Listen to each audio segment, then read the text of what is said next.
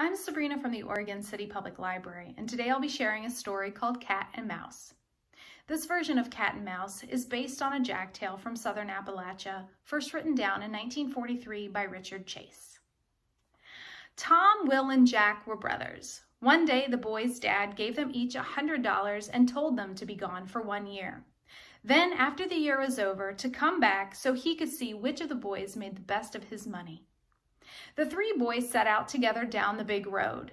Then Will said, "Now when we come to where the road forks 3 ways, we'll separate.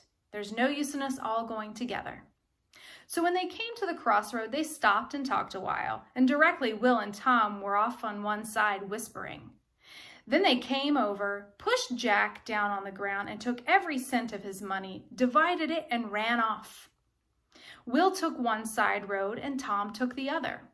Jack sat there a while and gathered his senses, and then he decided to go on and see what luck he might have. So he walked out in the middle of the crossroads and threw his hat up in the air. Whichever road it landed in, he was going to go that way. Well, his hat landed in the road straight ahead, so on he went. This was an old road, not traveled much, and pretty soon Jack landed way out in the lonesome wilderness. He continued on, and pretty soon the road was nearly covered with grass and briars. But then pretty soon he came to a fine-looking white house. Jack could tell someone lived there, and he'd have a place to stay for the night. He hated to bother, seeing that he was messy from the dirt and briars, but he knew he needed to try. So Jack yelled hello and waited a while. Nobody came out, so he went to the door and pulled the doorbell. The door opened and a big cat came out. Jack didn't know what to think of that. The cat sat there looking at him, and there didn't seem to be any people coming to the door. So Jack yelled, "Who keeps house?" "Cat and Mouse," says Cat.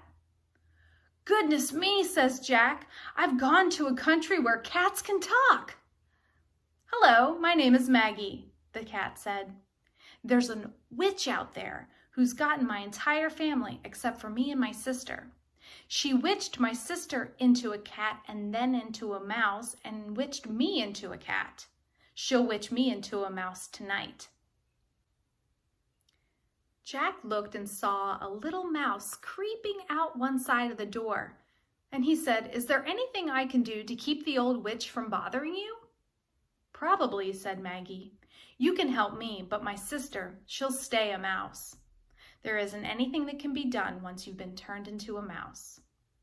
Stay here by the door tonight and keep away any kind of big animals you see, and that'll keep the witch away."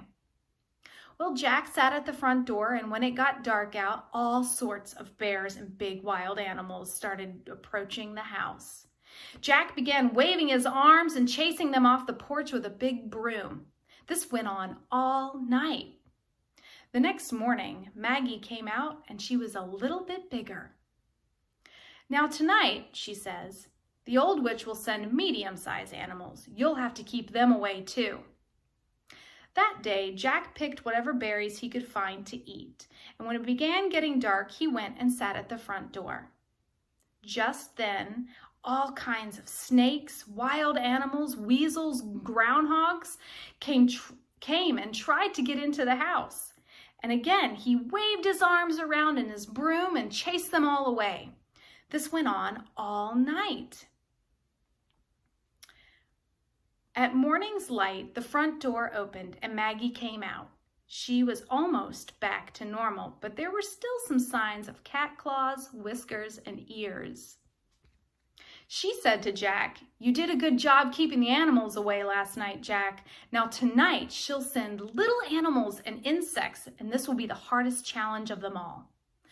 Jack ate a few blackberries and huckleberries that day, and as the sun started to go down, he took his stance at the front door. Soon it was dark, and suddenly small scorpions and insects, spiders, hornets, and ants started toward the front door. Jack kept swatting and sweeping these animals and critters away as quickly as he could. This kept him busy all night, and he felt relieved when the sun came up in the morning. The door opened, and there stood the prettiest lady you'd ever seen. "You did really well, Jack," Maggie said. "Come on in the house, and now I'll fix you something to eat." She baked Jack some cornbread and fixed him some coffee, and while he was eating, she told him, "Now you won't have anything to contend with tonight but the old witch herself. Be sure not to let her do anything for you, or she'll witch us both back into cats." That night, Maggie went and hid, and Jack found a needle and thread and began patching up an old ragged coat. It wasn't long before an old woman came walking through the door. She looked to be about 100 years old. She got a chair and pulled it up close to Jack and said, "Howdy, Jack." "Howdy, ma'am." "Let me do that for you, Jack. I can sew patches better than anyone." "No thanks," said Jack. "I'll do my own patching." The old witch looked sort of outdone. But Jack kept right on, and directly he got up to fix a little supper. He got meal in a pan and started mixing bread. "Let me do that for you, Jack. I can make better bread than anyone." "No," said Jack. "I'll do my own cooking." Jack turned around and tended to the fire where his other food was cooking. When he turned back around, the old witch was beginning to help him with the bread. Jack quickly jumped and took the pan out of the witch's hand and pushed her out the door, and poof! She disappeared into thin air. Soon after, there stood Maggie cheering for Jack. She said, "You sure did get her, Jack. There'll be no more witchery around here." So they both sat down and ate dinner together. The next morning, when they went outside, the land was full of fine livestock, chickens, pigs, sheep, cattle, and horses, and the road was cleared out, and the crops were all standing in the field. Maggie said to Jack, "Everything here belongs to you now, Jack, for getting rid of the witch." "But what about you? You'll stay, won't you?" Jack asked. "If you like," Maggie answered. You see, Jack had fallen in love with Maggie, and Maggie had fallen in love with Jack, so they decided to get married.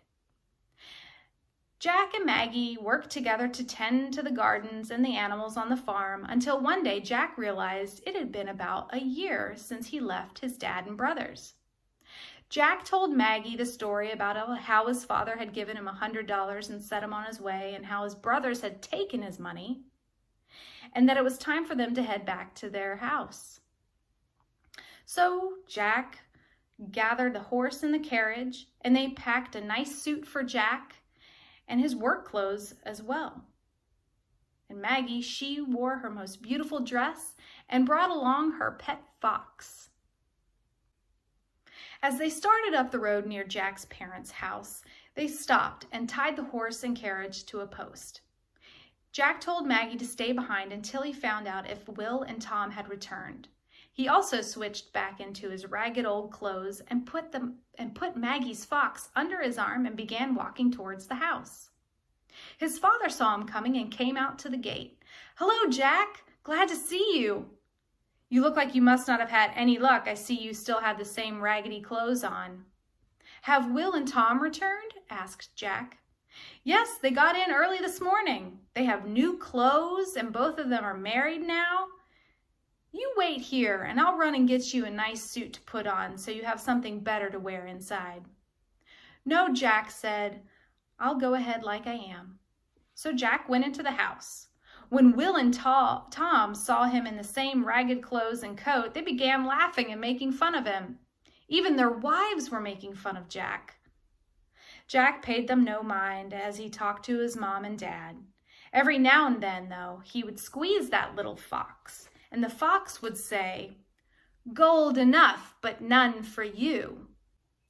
Will and Tom couldn't understand what that meant, and before too long, Jack went back to where he had left Maggie. He switched back into his good suit, untied the horses, and they drove the rest of the way up to Jack's old house. As they approached, his brother, Will, peeked out the window and asked who was coming up the drive. "It's no one we know. They look like rich folks," Jack's father said. "It's Jack," said their mother. "It is Jack," said Tom, "and look how nicely dressed they are in their beautiful horses and carriage." Tom and Will's wife were embarrassed for the way they had laughed and treated Jack, so they went hiding. Jack, Maggie, and the little fox came inside, where Jack introduced Maggie to his parents and Tom and Will. "Jack told me you boys were married. Where are your wives?" asked Maggie. "They are hiding out of embarrassment for how they treated Jack," they both said. Eventually, the wives came out of hiding, and Maggie was nice to both of them, unlike how they had treated Jack earlier. Every once in a while, Jack would squeeze on that little fox who would say, "Gold enough, but none for you." And by that time, Will and Tom knew what it meant. Jack and Maggie took Jack's parents back to the farm where they were all rich with love, food, and animals. Will and Tom never did much do anything after that. Jack and Maggie and Jack's parents lived happily ever after in the house on the land with all the healthy gardens and animals living among them. The end. Thanks for joining me today, and we'll see you next week for another story.